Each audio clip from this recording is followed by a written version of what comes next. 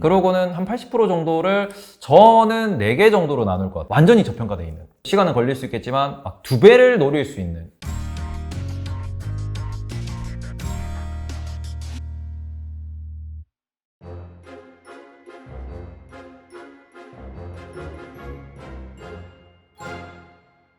그리고 지금 만약에 5천만 원 정도가 있다라고 네. 한다면 어떤 주식으로 어떻게 포트폴리오를 꾸리면 좋을까요? 5천만 원 정도요? 5천만 원 정도가 있다 그러면은 지금 관점에서 15에서 20%는 현금을 들고 계시는 게 맞아요.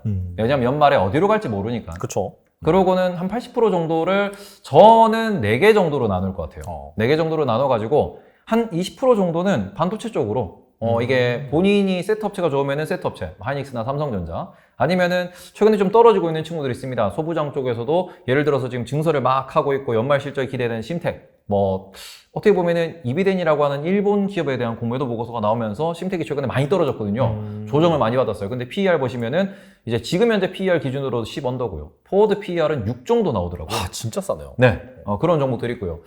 예를 들어서 대덕전자, 아니면 리노공업, 아니면 원익 IPS 이런 대표적인 종목들이 있습니다. 그런 친구들, 삼성전자, 하이닉스가 못 가니까 못 가고요. 증설을 한다고 하더라도 좀 많이 올랐다는 이유로 조정을 많이 받았습니다.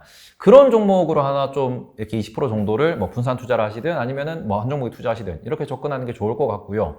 그러고는 또 한 구찌는 아무래도 2차 전지겠죠. 네, 아예 빼놓고 갈 수는 없으니까. 네네. 대신에 2차 전지는 순환매 관점에서 이제 좀 이렇게 왔다 갔다 많이 하는 종목들을 좀 세분화해가지고, 여러 동박이면 동박, 양극재면 양극재 해가지고 세분화해가지고 좀 분산 투자하시는 게 좋을 것 같고, 한쪽은 꼭 금융주를 넣으셨으면 좋겠습니다. 이제 금리 인상 기간 동안. 금융주는 확실히 들고 가셔야 되고, 난 금융이 싫다 그러면 통신주라도 이런 쪽으로 좀 배당이 높은 친구들을 들고 가셔야 된다고 생각을 하고, 나머지 20%는 본인의 선택인데, 여기에서 예를 들어서 테마주가 좋다라고 하시면은 20%는 테마주로서 계속 등락을 반복해서 투자하셔도 되는 거고, 20%는 모르겠어, 난 현금 들고 있으려면 현금으로 들고 있으셔도 된다 라고 좀 말씀을 드리고 싶고, 저는 개인적으로 그 20%는 투자한다 그러면은 조금 이건 좀 재미없는 곳이긴 한데, 완전히 저평가되어 있는, 네, 완전히 저평가돼 가지고 좀 시간은 걸릴 수 있겠지만 막 2배를 노릴 수 있는 그런 친구들로 조금, 최근에 보시면은 개인 투자자가 장을 빠져나가고,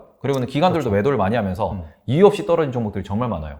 PER이 10도 안 나오는데 배당은 막 2, 3%씩 4%씩 나오고, 거기다가 이제 실적 개선되는 혹은 뭔가 이렇게 그 사업 보고서 같은 걸 보면은 내년 내후년도에 벌 수 있는 돈이 지금의 2배, 3배 되는, 성장이 잠재되어 있음에도 불구하고 거래가 없는 종목들이 생각보다 많습니다. 숨어있는 종목들. 앞서 말한 그런 동아지지 같은 그런 종목들도 있고, 그런 많은 종목들 중에서 조금 그렇게 성장할 수 있는 친구들이 존재하기 때문에 그런 쪽으로도 보시는 게 좋을 것 같고, 아니면은 아싸리 나는 모르겠다, 콘텐츠, 메타버스, 게임. 장기로, 초단기로 보면서. 그렇게 보셔도 될 것 같은데, 그거는 개인의 선택인데 일단 꼭 필요한 거, 꼭 들어가셔야 되는 거 3가지는 반도체, 2차 전지, 금융. 요거. 우리가 소위 말하는 반도체는 저점 매수, 2차 전지는 변동성 매수, 그리고는 금융이나 통신처럼 배당 매수 정도는 꼭 보셨으면 좋겠어요. 근데 금융주 같은 경우에는 사실 한 작년 하반기? 약간 네. 연말로 가면서 금리가 막 오르면서 네. 같이 오른 부분이 있고, 그래서 약간 좀 어느 정도 오른 상태잖아요. 네네. 은행주, 네. 금융주 중에서 은행주 같은 경우에. 그러면 이 은행주 같은 경우에는 아무래도 물론 실적 같은 경우에는 최근 한 몇 년간 계속해서 좋긴 하나, 네. 이 매크로 환경에 의해서 주가가 변동하는 그런 상황이 강하잖아요. 네네. 언제쯤 빠져나와야 될까요? 저는 은행은 정말 쉽게 말씀드리는 게, 은행주 같은 경우에는 딱 한 가지만 지키시면 됩니다. 금리가 올라가는 동안 들고 있고, 금리가 더 못 올라가면 파시면 돼요. 네, 은행주 같은 경우에는. 이 어떻게 보면은 금리라고 하는, 기준금리라고 하는 게 특히 미국 기준으로 보셨을 때 기준금리가 올라가는 동안은 우리나라 같은 경우는 변동금리제 영향을 받기 때문에 금리가 올라가면 실제로 은행 대출 받았던 은행 대출 금리가 올라갑니다. 실적이 늘어난다라는 거거든요. 그리고는 오히려 반대로 금리가 떨어진다라고 하면은 대출 이자는 줄어들지만 실제로 그 상황에서는 은행 실적이 감소하는 경우가 많아요. 예대 마진이 줄어들기 때문에. 네. 이제 그런 관점으로 좀 쉽게 접근하시면 좋을 것 같고, 국내 금융사를 지금 제가 좀 더 말씀드린 이유가, 에너지도 있고 원자도 있고 좋은 거 많은데 왜 금융이냐 그러면은, 이게 금융이 미국 기준으로 보시면은 주주환원이 한 60에서 70% 정도 나옵니다. 지금 JP모건 매수하셔도 배당률은 3% 4%밖에 안 나오지만, 네. 자사주 소각까지 다 합치시면은 6%에서 7% 나와요. 1년 주주환원이. 근데 그런 상황에서 미국 기업들은 실적이 늘어난다 해서 주주환원을 더 늘릴 수 있냐? 실적이 늘어난 만큼만 늘릴 수 있거든요. 말 그대로 실적이 줄어들면 주주환원도 줄어들 수밖에 없고, 그렇죠. 이러면은 미국 금융주도 어떻게 보면 시클리컬이거든요. 그런 관점으로 접근하시면은 지금 미국 금융주가 왜 이렇게 많이 빠졌냐라고 보실 수 있는데, 국내 금융주 같은 경우에는 주주 환원을 늘린다 그랬어요. 그러니까 말 그대로 돈을 이만큼 벌어놓은 상황에서 주주 환원 요만큼만 하고 있으니까 지금 요것만 주가에 반영되어 있는데 주주 환원을 더 늘린대요. 그러면은 요게 주가의 바닥을 더 끌어올릴 수 있는, 말 그대로 시세 차익도 노릴 수 있는 구간에서 금리도 인상된다. 이거는 호재가 두 개거든요. 저는 그래서 은행주를 에너지주보다 좋게 생각을 한다. 에너지주는 솔직히 실적이 꺾이면 배당이 꺾이기 때문에. 그렇죠. 워낙 이게 텀이 커요. 이게 반토막 아니면 70%씩 떨어지는 이런 종목이기 때문에 지금 이미 에너지 업종이 미국 기준으로 XLF였나요? 그 미국 에너지 관련된 ETF가 1월 1일 기준으로 지금 한 90% 올랐어요. 와, 진짜 많이 올랐네. 네. 그래서 에너지 업종은 이미 S오일도 한 8만 원 하던 게 12만 원까지 거의 50%씩 이렇게 올라 있는 상황이다 보니까 지금 들어가는 거는 조금 늦었지 않나라고 생각을 하고요. 그리고 지금 들어가면 리스크도 있기 때문에 정말 뉴스에 민감하신 분이 아니면은 조금 트레이드하기가 어렵거든요. 그런 관점에서는 오히려 금융주가 조금 더 안정적이지 않을까. 이것도 어차피 금리 인상, 인플레이션 구간에 같은 시클리컬이기 때문에 그냥 은행주가 좋다라고 생각을 좀 하고 있다. 그쪽으로 말씀을 드린다. 하고 한 가지만 더 추가해도 될까요? 네. 제가 왜냐하면 5천만 원 기준으로 국내 포트폴리오 말씀드렸는데, 국내에도 있는데 글로벌도 있으니까. 네, 글로벌 포트폴리오 기준으로는 저는 똑같이 이제 50%로 나눈다라고 하면은 이제 5개로 나눈다고 했을 때 1,000만 원 나눴을 때 그냥 20%는 현금을 들고 있는 게 맞다고 생각을 하는데, 네. 20%는 국내에서 2차전지 제조를 여전히 들고 가야 되는 게 맞습니다. 왜냐하면 국내에서만 할 수 있는 친구니까. 아니면은 이걸 글로벌 관점으로 봤을 때 국내에서만 할 수 있는 종목은 조선도 있어요. 아, 조선. 네, 하여튼 요거를 국내에서만 할 수 있는 제조업을 한 꼭지를 들고 가시되, 반도체 2차전지 조선 같은 걸 들고 가시되, 하나의 꼭지는 미국의 빅테크를 꼭 들고 가야 된다고 생각을 해요. 이것도 약간 좀 장기적인 뷰 관점인가요? 네, 그러면? 장기적도 장기적인데 미국 빅테크에서 대장이라고 볼 수 있는 애플이나 마이크로소프트, 그런 종목들 같은 경우에는 이미 조정도 많이 받았고, 뭐 충분히 떨어지면서 지금 애플 같은 경우는 PER 기준으로 20배 초반대까지 떨어졌거든요. 포워드 기준 네, 말씀하시죠? 아니 지금 현재 그냥 진짜요? 그냥 PER 기준으로 오. 구글 같은 경우에도 23배 정도까지 떨어졌습니다. 근데 우리가 유튜브를 안 볼 거예요? 보시거든요. 애플 충성 고객 엄청나게 많습니다. 애플은 이번에는 M2라는 반도체를 또 새로 발표했는데, 그것도 이제 스펙을 살펴보시면은 인텔이 접근하기 어려울 만큼 스펙이 좋아졌어요. 어떻게 보면은 뭐 이게 범용성은 없다라고 하지만 그만큼 발전과 혁신을 계속 보여주고 있다라는 곳에서 우리는 빅테크를 계속 가져갈 거냐, 빅테크를 안 가져갈 거냐를 많이들 고민을 하시는데, 미국 빅테크의 장점은 전 세계에서 돈을 제일 잘 번다. 말 그대로 가치주거든요. 필수 소비재예요. 그렇죠. 그렇기 때문에 좋은 거고, 단점은 그래서 규제가 셉니다. 그쵸. 네, 독과점 규제가 세요. 그래서 그런 부분만 조금 고려를 하시면 되고, 그 관점에서 저는 플랫폼 기업은 여전히 들고 가시는 게 맞다라고 생각을 하거든요. 우리가 iOS 없이는, 윈도우 없이는, 그리고 안드로이드 없이는 살 수가 없다. 그런 환경이 이미 만들어졌기 때문에 이제 마이크로소프트, 애플, 구글 그 셋 중에 하나는 반드시 좀 투자를 하셨으면 좋겠다라고 좀 말씀을 드리고 싶어요. 이거는 국부를 더 벌기 위해서도 가져가셨으면 좋겠다라고 말씀을 드리고 싶고, 뭐 나머지는 우리가 반도체를 사는 것도 좋지만 저는 개인적으로 TSMC 정말 적극적으로 주변에 많이 말씀드리는데, 우리가 애플도 마찬가지고 마이크로소프트도 마찬가지고 우리가 스마트폰도 마찬가지고 가장 핵심이 되고 가장 돈이 잘 되는 가장 비싼 반도체는 TSMC가 만듭니다. 삼성전자는 파운드리가 아직까지는 성장 단계예요. 근데 TSMC는 좀 더 우리가 명확하게 투자할 수 있는 게 파운드리만 하는 기업이기 때문에, 삼성전자를 파운드리 보고 투자할래요? TSMC를 파운드리 보고 투자할래요? 하시면은 수익률이라든지 그 성과는 TSMC가 훨씬 좋을 겁니다. 그런 관점에서 TSMC 같은 종목도 이제 하드웨어 기업이지만 좀 더 관심을 갖고 공부해 보시는 게 어떨까라고 좀 말씀을 드리고 싶어요. 알겠습니다. 그 조선주 잠깐 말씀해 주셨는데, 네. 한 가지 약간 좀 걱정 내지는 애매한 부분이 에너지 가격이 많이 떨어진다. 네. 그럼 약간 지금 뭐 천연가스 가격이라든지 거기에 연동돼서 좀 주가가 움직이는 것 같은데, 네네. 그러면 약간 좀 어떻게 될까요? 주가 좀 꺾이지 않을까요? LNG, 국내 조선 같은 경우에는 팩트가 LNG죠, 지금. 그쵸. 성장하는 이유가.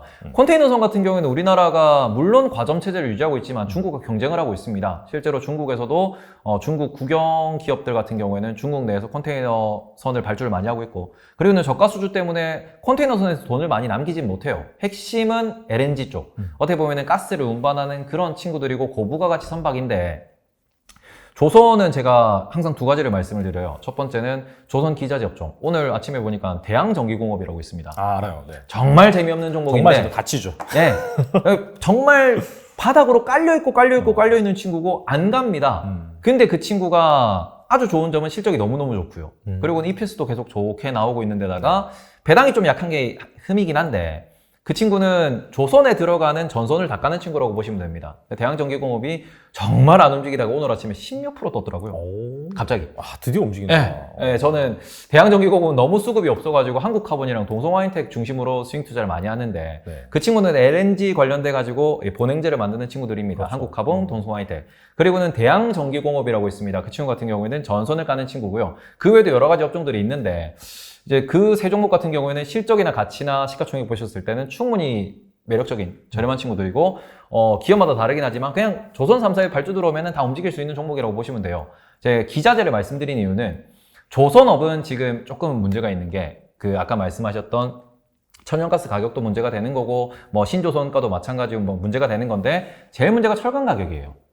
원자재 인플레이션에서 후판 가격. 네, 후판 가격, 철강 가격이 너무 비싸지다 보니까 정말로 돈을 벌 수 있냐? 조선업을 세트로 보시면은 철강, 포스코도 같이 보셔야 된다. 현대제철 같이 보셔야 된다고 말씀드리는 게 얘가 돈 못 벌면 얘가 돈 벌어요. 그러니까 말 그대로 조선업이 화랑이 되고 불을 붙는다라고 하더라도 철판 가격이 비싸가지고 조선업이 돈을 못 벌 수도 있습니다. 그리고 그 돈을 철판 가격이 반영되는 포스코나 아니면은 현대제철이 다 가져갈 수도 있어요. 그러니까 얘들은 한 세트로 묶어서 보셔야 되는 거고 그리고는 기자재 업종은 계속 영업이익이 유지될 수밖에 없기 때문에 그러니까 그렇죠. 그 친구들 같은 경우에는 그냥 아니 난 조선만 볼래 하면은 기자재를 보시고 아니면 난 좀 더 크게 볼래라고 하시면은 조선이랑 철강을 같이 보시는데 만약에 LNG 가격이 떨어지면 LNG 수요가 줄어드는 거 아니겠냐라는데 이거는 정말 큰 흐름에서 우리는 지금 탈탄소를 얘기하고 있습니다. 탈탄소의 끝에는 어디로 갈까요? 탈탄소 끝에 네. 아무래도 신재생 에너지 쪽으로 가겠죠. 신재생 에너지가 간다라는 거는 지금 우리가 다들 아니 뭐 풍력 투자한다, 태양광 투자한다라고 하는 건데 그러면 신재생 에너지의 단점을 생각을 해보면은 낮에는 태양광 발전이 되지만 구름이 끼고 비가 오고 밤이 되면 태양광 발전을 못 해요. 그렇죠. 풍력 같은 경우에는 바람이 안 불면은 풍력 발전을 못 합니다. 그리고 가장 큰 문제 발전을 못 하는 동안 어디에 저장을 해놔야 된다라는 거죠. ESS를 엄청나게 많이 만든다? 그것도 분명히 돈이 되는 어떻게 보면 하나의 투자 아이디어로 연결될 수 있겠지만 그걸 좀 더 발전시켜 보면은 그래서 우리는 어디 저장을 하느냐 그거를 물분해를 해가지고 수소에다 저장하면 된다. 그러면은 그 수소에 저장했을 때 수소도 결국에는 나중 되면은 2050년 60년 되면은 글로벌로 태양이 많이 뜨는 말 그대로 온도가 적당한 적도 부근 몇 도에서 몇 도 사이에 사람이 안 사는 곳에 대규모 태양광 발전단지를 만들어 놓고 대규모 전력 시설을 만들어 놓고는 수소를 생산합니다. 그럼 그걸 판매를 하겠죠. 그렇죠. 바다를 건너서. 그러면은 LNG 운반선이 나중에 되면은 수소 운반선. 그러니까 수소 운반이 힘들다 그러면은 암모니아 운반선으로 또 진화하게 될 것이에요. 말 그대로 지금 우리가 전 세계 에너지 수급량을 맞추기 위해서 중동이라는 지역에서 미국이라는 지역에서 가스를 생산하고 오일을 생산해서 전 세계에서 그 에너지를 쓰고 있습니다. 에너지 사용량은 더 늘어날 것이고 탄소는 줄여야 되니까 그 에너지 사용량을 맞추기 위해서는 집집마다 태양광을 설치해야 되는 것도 있죠.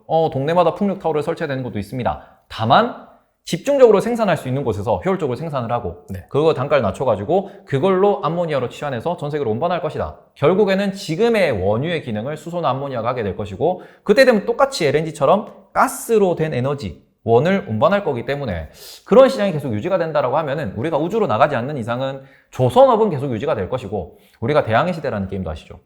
얘는 많이 했어요. 그렇죠. 중세 시대부터 바다를 지배해야 바다가 어떻게 보면은 알아서 바람이 이게 배로 움직여주고 파도가 배로 움직여주기 때문에 바다를 지배하는 국가가 전 세계를 계속 지배를 해왔습니다. 영국이 그랬고 스페인이 그랬고 지금 미국이 그렇듯이 앞으로도 바다를 통한 물동량은 계속 유지가 될 수밖에 없고 에너지도 바다를 통해서 운반이 될 것이고 그런 관점에서는 저는 조선업은 한국이 앞으로도 계속 먹고 살 수 있는 하나의 큰 포인트가 되지 않을까라고 생각은 하고 있습니다. 알겠습니다. 이거 꼬리를 계속 물은데 네. 갑자기 또 궁금한 게 생겨가지고 네. 수소 얘기하셨잖아요. 네. 근데 이제 뭐 수소가 사실 이번 정권 들어와서 네. 뭐 사장 되느냐 마느냐 하는데 최근에 나온 뭐 국정과제 보면 110개 거기에 포함이 됐고 그다음에 뭐 국회 본회의에서도 확실히 좀 수소 경제법 개정안이 이제 통과가 돼서 육성하는 것 같긴 한데 그 한 사이드에 수소차가 있잖아요. 네. 수소차는 어떻게 보세요? 수소차가 어떻게 보면은 전기차라는 게 대중화됐던 원인 자체가 딱 한 가지 사건이 있었습니다. 테슬라가 특허를 다 풀었어요. 그러니까 말 그대로 현대차 쪽에서도 이런 얘기를 했는데 수소차에서 현대차가 엄청난 두각을 드러내고 있는 것도 맞고요. 글로벌 플레이어에서 리딩하고 있는 그런 기업이라는 것도 인정합니다. 근데 문제는 동참하는 곳이 많이 없어요. 그러니까 말 그대로 인프라를 깔아줘야 되고 같이 여러 기업들이 경쟁하면서 발전을 해야 시장 사이즈가 커지는데 지금은 테슬라라는 곳에서 전기차에 대한 특허를 다 풀면서 전 세계 자동차 기업들이 테슬라의 어떻게 보면은 플랫폼 정책? 그거를 따라가지고 바닥에 배터리를 깔고 그 위에다가 어떻게 보면은 좀 하우징을 해가지고 그걸 팔아먹는 게 전 세계에 어떻게 보면 표준이 자리 잡혔어요. 근데 수소는 지금 보시면은 경제성이 안 나오는 게 너무 한정판 느낌으로 판매가 되고 한정판 느낌으로 접근을 하다 보니까 인프라도 많이 깔아야 되고 그런 것이 있어가지고 투자가 많이 발생해야 되기 때문에 일단은 전기차가 먼저 라는 식으로 접근을 하고 있고 현대차 같은 경우에도 계속 한 2020년까지만 하더라도 친환경차에다가 넣은 게 하이브리드 전기차 수소차를 넣었습니다. 근데 올해 이제 올 초에 있었던 그런 컨퍼런스 콜에서 보시면은 수소차 얘기가 아예 안 나와요. 근데 그렇다고 수소차를 안 하냐 그러면은 지금 현대차 그룹이 H2라고 하는 새로운 회사를 하나 설립해가지고 상하이에다가 수소차 관련된 혹은 수소 그 모듈 관련된 공장을 짓고 있어요. 이건 뭐냐 그러면은 저는 수소차의 미래 혹은 수소라고 하는 그 에너지원의 미래는 중국에 달려있다고 생각을 하는데 네. 2021년 기준으로 중국에서 수소 관련된 수소 산업에다가 투자한 돈이 5조가 넘어요. 이게 5조 위안인지 5조 원인지 5조 달러인지 모르겠는데 이게 엄청난 돈들이 지금 들어가고 있거든요. 그건 뉴스를 찾아보시면 아는데 이게 중국이 지금 기존 내연기관차 시장에서 유럽이나 미국을 못 따라잡았는데 지금 전기차의 핵심 플레이어가 된 이유는 뭐냐 그러면은 기존에 있던 걸 버리고 안 하고 우리는 5년 뒤, 10년 뒤에 유행할 걸 미리 투자를 하면서 미국과 경쟁하겠다라고 접근하고 있는 거거든요. 근데 그런 관점에서 지금 중국이 5년 전, 10년 전부터 육성했던 게 태양광이었고요. 그래서 지금 보시면 실제로 전 세계 태양광을 한 7에서 80% 정도를 중국이 독점하고 있습니다. 그리고 거기서 돈을 벌었던 융기실리콘이라든지 많은 뭐 친환경 기업들, 석탄 기업들이 그 돈을 지금 수소에다가 몰빵 때리고 있어요. 지금 중국이 전 세계에서 수소 관련된 특허가 제일 많고 연구비를 제일 많이 집행하면서 수소 관련된 기술 개발, 인력, 그리고는 말 그대로 돈으로 지금 완전히 처발처발하고 있다. 이런 상황인데 거기에 어떻게 보면은 현대차도 수소는 중국에서 해야 된다라고 생각을 하면서 상하이 가가지고 대규모 공장, 투자 이런 발표를 했다라고 보실 수 있는 거기 때문에 수소 시장이 지금 뭐 수소 모듈부터 수소 스택 그리고는 뭐 수소차 이런 전부 다가 전기차처럼 이제 중국 시장이 얼마나 빠르게 개화하느냐를 놓고 보셔야 될 것 같고 그런 관점에서 수소차는 당장은 아니겠지만 한 적어도 3년에서 4년 아니면은 2030년이 되면은 또 새로운 표준으로 좀 이렇게 발전할 것 같다라고 보실 수 있는데 지금 현대차의 수소 관련된 투자는 너무 이르지 않나. 그렇죠. 네, 그래서 조금 장기로 보시고 관련된 뉴스는 계속 체크를 하셨으면 좋겠어요. 확실히 중국이 투자를 하고 있고 여기 관련돼서 미국도 경계를 하고 있기 때문에 그리고 이게 정말 어떻게 보면은 기술 표준이라든지 좀 리딩하는 국가가 중국이 돼버리면은 그 관련된 뭐 규제도 나올 수 있고요. 아니면은 그 관련된 기술을 갖고 있는 기업에 대해서 또다시 미국에서 좀 러브콜이 올 수도 있다. 이런 점을 조금 집중하면서 보셨으면 좋겠다라고 말씀을 드리고 싶습니다. 알겠습니다. 오늘 나와주셔서 정말 많은 그런 종목에 대한 이야기. 네. 종목 자판기 같아요, 정말. 이게 그죠? 네, 저희가 어딜 가나 항상 듣는 말이 유튜브 촬영할 때마다 말을 1시간 촬영하려고 그랬는데 2시간 촬영하게 된다. 이런 얘기를 계속 해주시고 오늘도 촬영이 1시간이 넘었네요. 네. 네. 제가 궁금해가지고 중간중간에 네. 계속해서 여쭤봤습니다. 아무튼 좋은 답변 감사드리고 끝으로 투자자들을 위해서 한 말씀 부탁드립니다. 정말 힘든 구간이고 저도 개인 투자자로서 방송을 킬 때마다 기분이 좋은 날도 있고 안 좋은 날도 있는데 최근에 힘이 많이 빠져요. 네, 힘도 많이 빠지고 살도 많이 빠졌는데 이게 개인 투자자가 시장을 떠나는 게 눈에 보여서도 그런 거고 어떻게 보면은 안타까운 사연도 되게 많고요. 그리고는 또 그런 관점에서 제 투자도 잘 안 풀리고 있다 보니까 제가 목표했던 수익도 많이 못 거두고 이 정도면 살만하다 생각했는데 더 빠지니까 어떻게 보면은 약간은 준프로 투자자 입장에서도 이건 아니다. 너무 힘들다. 라는 마음이 들 정도로 지금 멘탈이 많이 흔들리는 구간입니다. 그런데 이런 구간을 이겨내고 버텨내고 이런 경험이 쌓이면은 결국 이제 소위 말하는 우리가 자본가로 진화할 수 있기 때문에 개인 투자자 형님들, 누님들, 여러분들 다들 개미가 아닌 이제 자본가로서 나는 투자자다. 라는 식으로 우리가 좀 더 발전한 모습을, 발전한 내일을 위해서 지금 좀 이겨내시고 조금 더 장기 시계열로 보면서 투자를 하셨으면 좋겠습니다. 저도 그걸 위해서 매일매일 라이브로 열심히 힘내고 있고 저 형님도 맨날 좋은 컨텐츠 올려주고 계시는데 돈 벌 기회는 정말 너무너무 많아요. 그래서 예전과는 시대가 많이 바뀌었기 때문에 정보를 좀 더 양질의 정보를 많이 습득을 하시고 그러면서 자신의 어떻게 보면 성향과 맞는 그런 정보를 제공해주는 유튜버라든지 그런 채널 아니면 그런 TV 아니면 그런 전문가들 아니면 그런 펀드 매니저를 만나셔가지고 꼭 성공하는 투자 활동, 성공하는 인생이 되셨으면 좋겠습니다. 네. 네. 헝가리의 워렌 버핏, 앙드레 코스텔라니가 이런 말을 했죠. 네. 주식에 대한 수익은 고통의 대가다. 어떻게 보면 당연한 겁니다. 네. 힘든 게 당연한 거고 실제로 내가 정말 큰 수익을 내는 그런 시점 같은 경우에는 전체 뭐 365이라고 한다면 불과 한 며칠이 안 될 거예요. 네. 그래서 그런 부분들을 여러분들이 당연한 거다라고 생각을 하시고 오늘 특히나 장기적인 표 관점에서 너무나 좋은 말씀 많이 해주셨기 때문에 이런 종목들 바로 사지 마시고 스터디를 충분히 하신 다음에 나와 맞는다라고 한다면 뭐 투자 관점에서 접근하셔도 좋을 것 같습니다. 지금까지 테이버님 나오셔서 감사합니다. 네, 그럼 다음에도 또 출연할 수 있도록 하겠습니다. 끝으로 제가 요것만 좀 말씀드릴게요. 너무 조급하게 생각하지 마시고요. 모든 호재를 다 잡으려고 하지 마시고요. 분할 매수, 분할 매도 하시면서 꼭 우리가 계획된 미래를 잡을 수 있도록 열심히 노력하셨으면 좋겠습니다. 자, 그럼 저는 태보였습니다. 감사합니다. 감사합니다.